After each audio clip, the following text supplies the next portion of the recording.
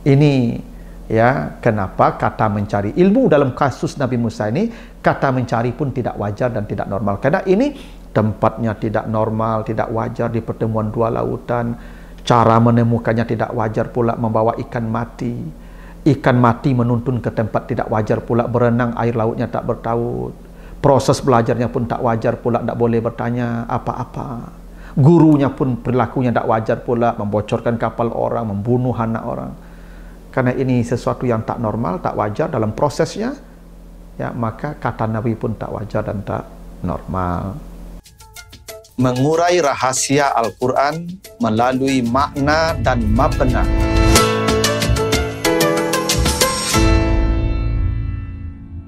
Assalamualaikum warahmatullahi wabarakatuh. Alhamdulillahirrabbilalamin. Assalatu wassalamu ala asrafil anbiya wal mursalin wa ala alihi wa ashabihi ajmain. Para pemirsa program Makna dan Mabna yang dimuliakan Allah, kembali kita lanjutkan bahasan kita tentang bangunan dan struktur kata dan kalimat di dalam Al-Quran, serta makna dan pesan di balik bangunan dan struktur kata dan kalimat di dalam ayat-ayatnya tersebut. Kali ini kita akan bahas surat Al-Kahfi ayat yang ke-64.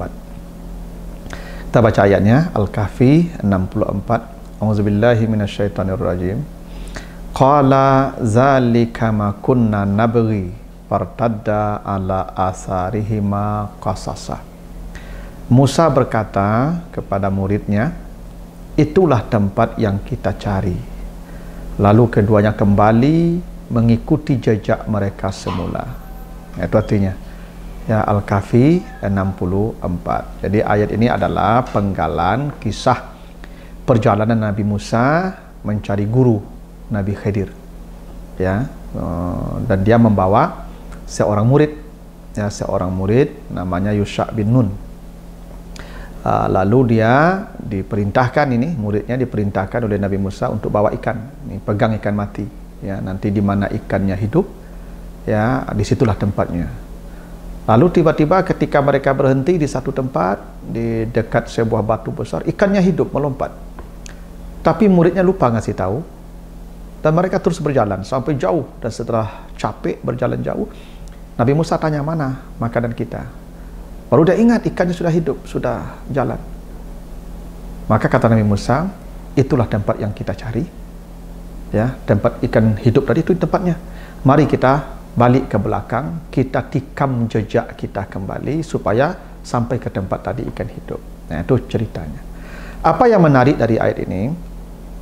Perhatikan kata mencari, ya, mencari guru atau mencari ilmu.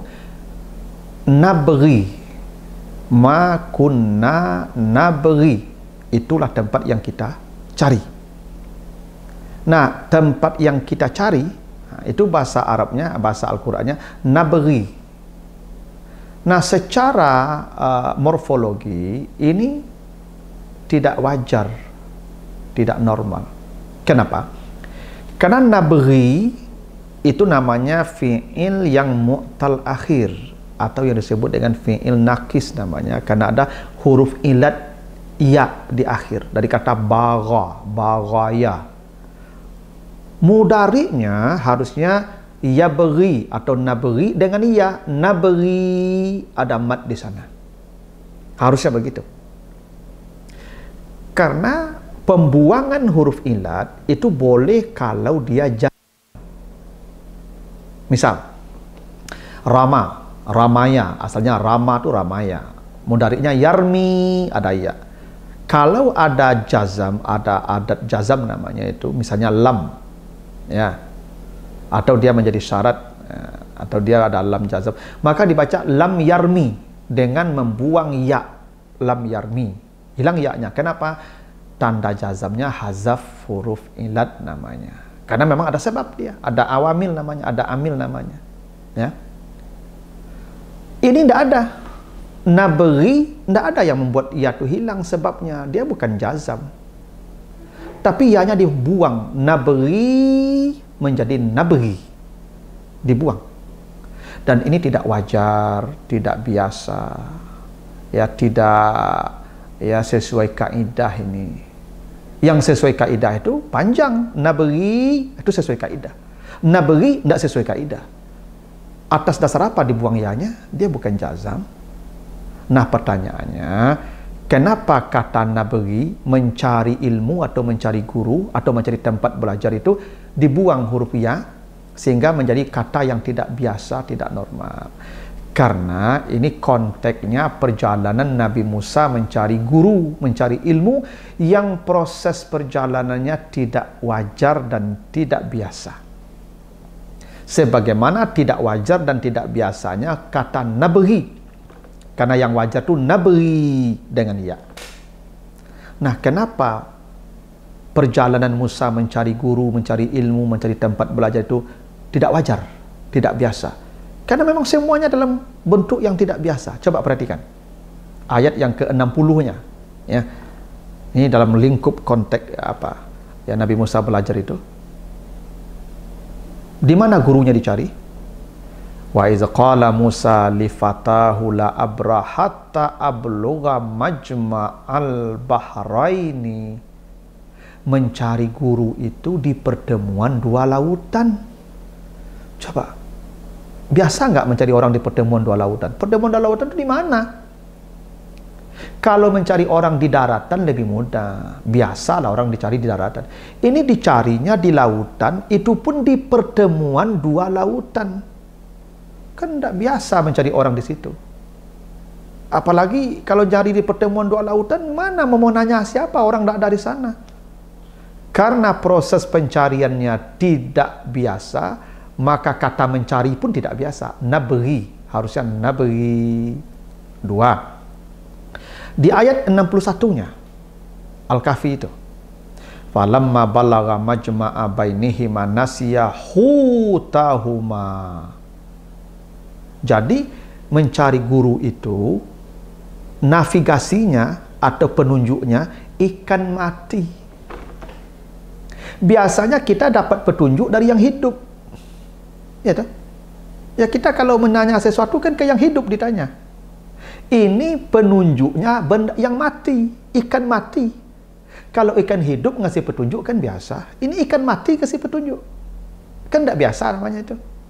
Karena navigasinya tidak biasa untuk menemukan tempat, mencari tempat itu, maka kata mencarinya pun tidak biasa pula. Nabri, harusnya nabri. Karena memang ini tidak biasa ini. Navigasinya tidak biasa. Navigasi itu biasanya yang nyala, yang hidup. Ini yang mati. Masa jadi navigasi yang mati? Nah, gitu. Yang ketiga, ikan yang hidup itu biasanya kalau berenang, ikan hidup kalau berenang, itu lautan, air itu bertaut kembali. Tapi ikan ini ketika dia berenang, nanti baca di ayat 63-nya Al-Kahfi itu, wattakhaza sabilahu fil bahri ajabah. Ikan itu berlalu di lautan dengan cara yang sangat ajaib. Bagaimana ajaibnya? Ikan itu berlalu di lautan itu berenang, semua lautan yang dilewatinya tidak bertaut, seperti terowongan. Jadi ikan itu seperti membuat terowongan dia. Itu yang membuat Nabi Musa kemudian menemukan Nabi Khidir, karena mengikuti jalur ikan tadi. Karena ikan tadi berenang, airnya tidak bertaut. Namanya ajabah. Ya, wattakhaza sabilahu fil bahri ajabah. Karena cara ikan berenang ini tidak biasa untuk mencari tempat belajar, maka kata mencari pun tidak biasa. Nabri, harusnya nabri. Karena cara ikan menunjukkan pun tidak biasa ke tempat yang dicari itu. Ya, ajabah, menakjubkan. 4. Metode belajar pun setelah ketemu tidak biasa pula. Kita mau mencari ilmu, tapi metodenya tidak biasa. Coba perhatikan ayat 70-nya. Qala fa in taba'tani fala tas'alni an syai'in hatta uhdisa laka minhu zikra. Apa kata gurunya? Engkau kalau belajar dengan saya jangan pernah bertanya. Apa biasa begitu kita belajar? Orang belajar tuh ingin tahu. Orang kalau ingin tahu pasti bertanya. Ini tidak boleh bertanya. Kita mau nyari ilmu, tapi tidak boleh bertanya, gimana dapat ilmu begitu? Karena proses mencari ilmunya pun tak wajar, tak biasa, tak normal, maka kata mencari pun tak biasa pula. Nabri, harusnya nabri dengan panjang, dengan iya. Kita tak boleh bertanya, mana ada boleh belajar tak boleh bertanya. 5. Perilaku gurunya pun tak biasa. Bagaimana tak biasa perilaku gurunya? Numpang kapal, udahlah dikasih gratis kapal orang, dibocorkannya kapal orang itu. Kan aneh gurunya itu. Ketemu anak kecil, dibunuhnya anak kecil itu. Minta minum ke sebuah rumah, tidak dikasih minum malah dicaci maki, diperbaiki rumah orang itu. Aneh kan? Karena ini perilaku yang tidak wajar, yang tidak biasa, maka Nabi Musa protes. Maka nabri pun tak biasa, tak normal. Yang normal itu nabri dengan ya. Ini ya kenapa kata mencari ilmu dalam kasus Nabi Musa ini, kata mencari pun tidak wajar dan tidak normal. Karena ini tempatnya tidak normal, tidak wajar di pertemuan dua lautan. Cara menemukannya tidak wajar pula, membawa ikan mati. Ikan mati menuntun ke tempat tidak wajar pula, berenang air lautnya tak bertaut. Proses belajarnya pun tak wajar pula, tak boleh bertanya apa-apa. Gurunya pun perilakunya tak wajar pula, membocorkan kapal orang, membunuh anak orang. Karena ini sesuatu yang tak normal, tak wajar dalam prosesnya, ya maka kata Nabi pun tak wajar dan tak normal. Itu ya rahasia kenapa kata Nabi hurufnya dipotong tanpa sebab. Ya, karena ada makna, ada konteks yang sesuai dengan kata itu.